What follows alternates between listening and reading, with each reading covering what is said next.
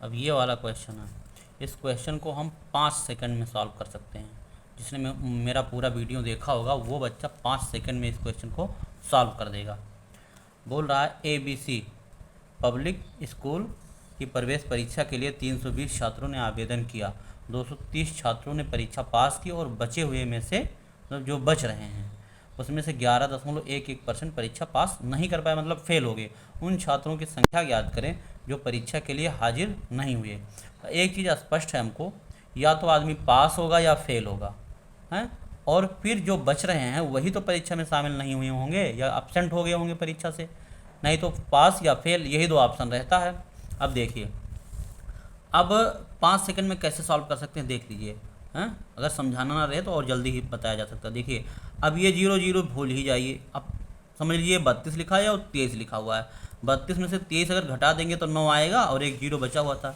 90 छात्र ऐसे हैं जो परीक्षा में या तो फेल हुए हैं या तो अब्सेंट हुए हैं। अच्छा, हमने एक और बात बताया था, मैंने एक दिन ऐसे ही कराया था कि 1/2 is equal to 50%, 1/3 is equal to 33.33% है, 1/4 is equal to 25%, 1/5 is equal to 20%, 1/6 is equal to 16.66%। ऐसे ही एक दिन मैंने पूरा कराया था 1/17 तक।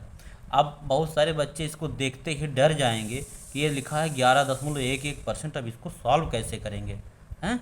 11.11% जो होता है वो क्या होता है, 1/9 ही तो होता है। 1/9 11.11%, या इसको लिख लें 11 सही 1/9%, ये हो गया।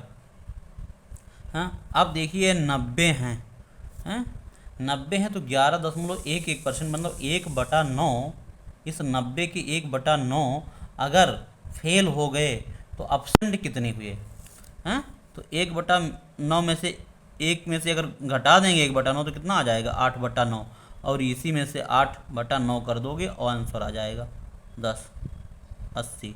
बस यही 80 छात्र ऐसे रहे होंगे जो परीक्षा में शामिल नहीं हुए होंगे।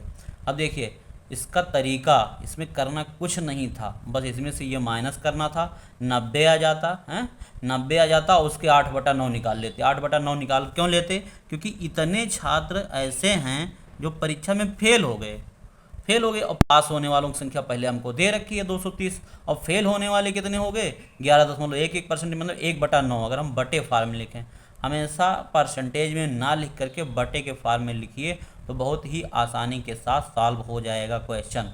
अच्छा, जिसकी कैलकुलेशन अच्छी है उसको पता है कि 1/9 और 8/9 मिलके क्या हो जाता है 1। हम इसको अगर 1 मान लें, इस 90 को थोड़े समय के लिए 1, मतलब एक अपने आप में यूनिट है ये, क्योंकि इसमें फेल होने वाले और परीक्षा में शामिल ना होने वालों की संख्या जुड़ी हुई है, हैं। तो थोड़े समय के लिए अगर 1/9 ये माइनस खत्म हो गया, 1/9 तो फेल हो गए, ये फेल वाले हो गए।